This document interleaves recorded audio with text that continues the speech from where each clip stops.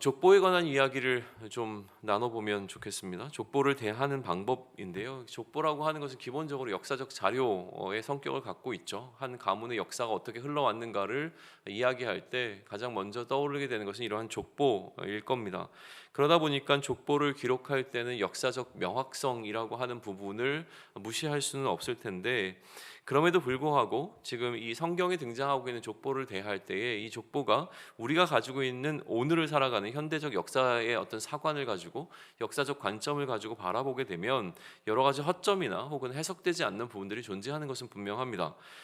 그렇기 때문에 족보를 역사적 명확성에 초점을 둬서 우리가 묵상하거나 살펴보는 것이 아니라 이 족보를 기록하고 있는 이 기자의 의도가 과연 무엇인가에 보다 포커스를 둬서 족보들을 좀 대하는 것이 의미가 있습니다.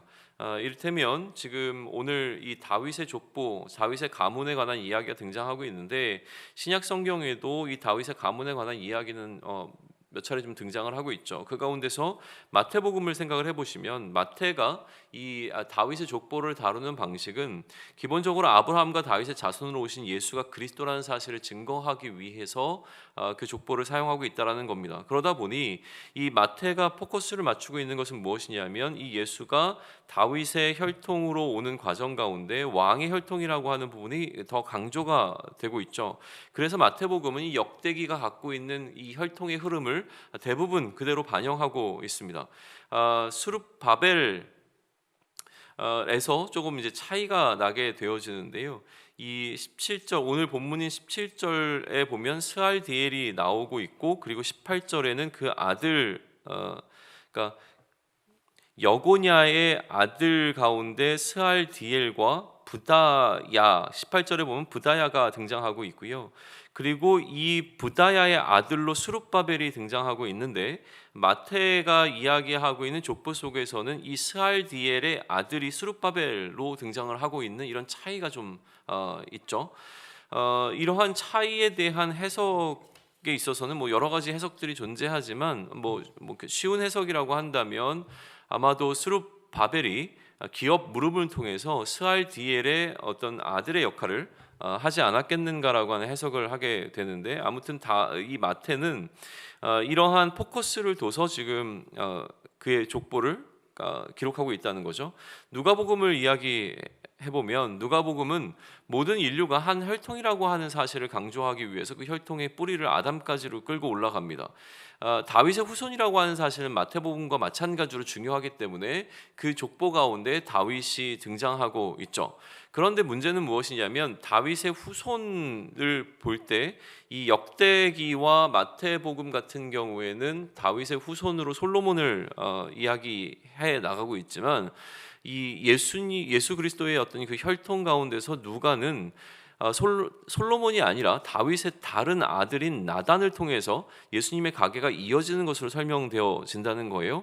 오늘 우리 앞에 놓여 있는 이 역대기에서 보게 되어지면 이 나단이라고 하는 인물은 5절에 등장하는데, 예루살렘에서 다윗이 낳은 아들들의 명단 가운데 세 번째에 해당하는 시므아와 소박과 나단, 그리고 이제 솔로몬 네 사람이 등장하는데, 솔로몬이 아니라 이 나단을 통해서 예수님이 탄생하게 되었다라고 하는 방식으로 설명을 하면서, 그럼 과연 예수님 다윗의 혈통인 것은 분명하지만 그 이후에 예수님께서 나단의 혈통인가 솔로몬의 혈통인가라고 하는 부분에 있어서는 마태복음과 누가복음이 차이를 가지고 있죠. 그래서 이런 차이에 대해서 이제 해석하기 위해서 뭐 마태복음은 요셉의 혈통이고 누가복음은 마리아의 혈통을 이야기하는 것이다라고 이제 쉽게 좀 설명을 하기는 합니다. 그런데 누가복음의 문제는 그 족보의 출발점이 요셉에서 출발하고 있기 때문에 이것을 어떻게 마리아의 혈통으로 볼 것인가라고 하는 의문점이 또 하나 드는데, 여기에 대한 해석은 요셉이 마리아의 집에 대릴 사위로 들어가면서, 그러니까 나름대로 이제 양자와 같은 형태로 들어가면서 이 마리아의 아버지가 요셉의 아버지로, 그래서 요셉의 아버지가 두 명인 것으로 이렇게 설명되고 있다라고 하는 뭐 해석들을 좀 합니다.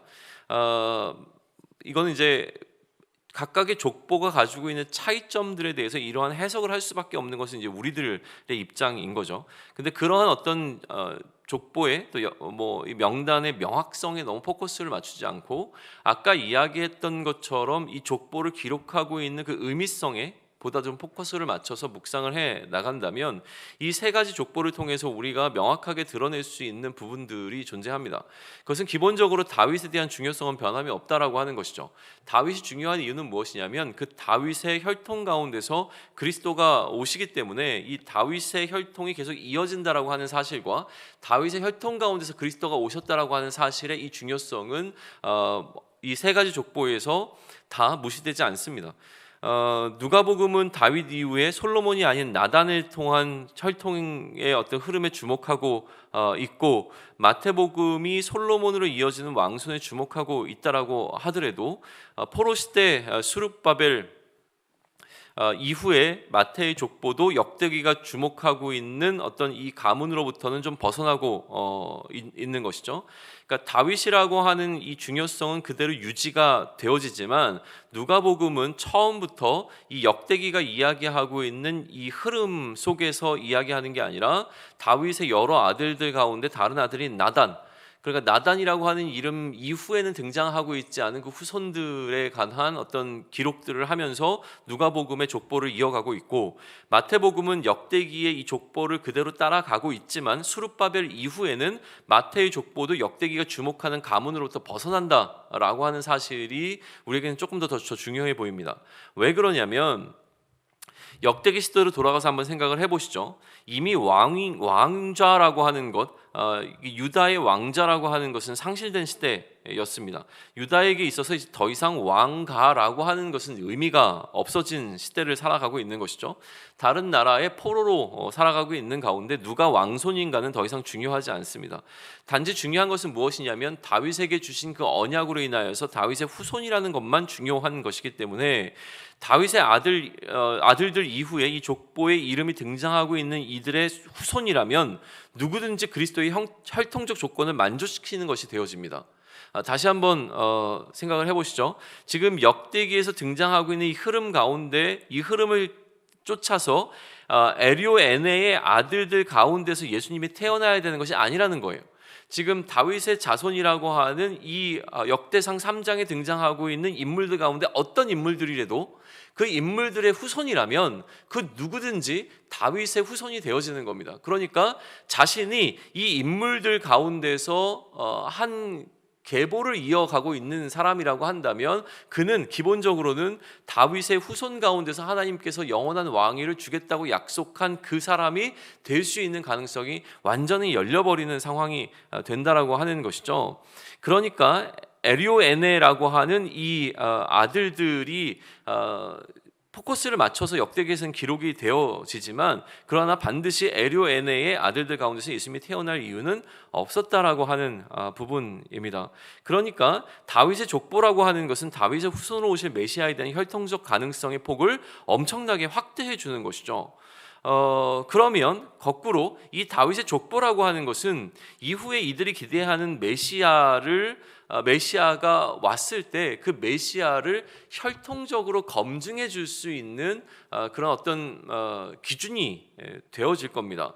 마태는 이러한 검증의 방식을 지금 사용하고 있는 것이죠. 예수님이 오셨을 때 이 예수님의 혈통이 역대기에서 이야기하고 있는 이 혈통, 다윗의 가문 가운데 어떻게 매치가 되고 있느냐를 보다 명확하게 증명해 주는 방식으로 그의 복음서를 기록하면서 이 그리스도에 대한 기준에 맞춰서 예수님이 오셨다는 사실을 검증해 주고 있습니다.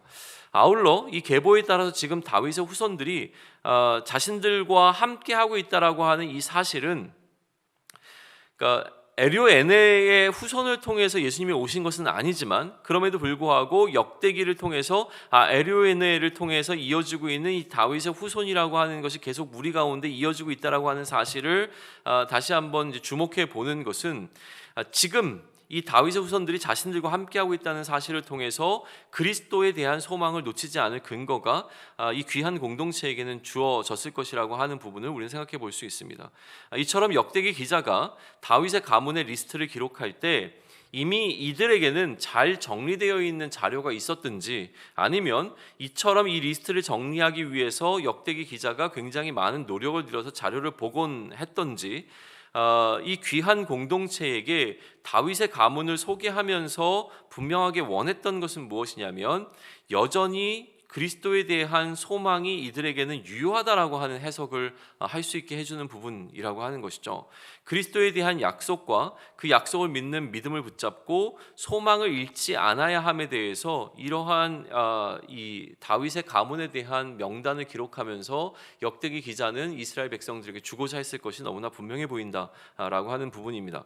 따라서 이제 다시 오실 그리스도를 기다리며 오늘을 사는 우리들에게 있어서 이 역대기 3장이 우리에게 주는 메시지는 무엇이냐면 예수님의 다시 오심에 대한 소망으로 우리가 감당해야 될 사명을 포기하지 않고 최선을 다해야 된다라고 하는 이 귀한 공동체에게 주어진 메시지가 우리에게도 동일하게 적용될 수 있다라고 하는 부분인 거죠. 오늘을 살아가면서 우리의 소망이 좀 흐트러지려고 할 때, 상황이 너무나 커서 우리에게 맡겨진 이 사명을 잘 감당하지 못하려고 할 때 역대기 3장이 우리에게 보여주시는 것은 그 그리스도에게 포커스를 맞추도록 하고 그것이 우리의 소망이라고 하는 사실을 다시 알려준다고 한다면 오늘을 살아가는 우리들이 다시 우리의 소망이 어디에 있는지를 되돌아보며 그 예수님의 다시 오심에 대한 것을 우리의 소망으로 삼고 우리가 감당해야 될 사명을 더 최선을 다해서 감당할 수 있는 그러한 오늘이 될 수 있기를 축원합니다. 아멘.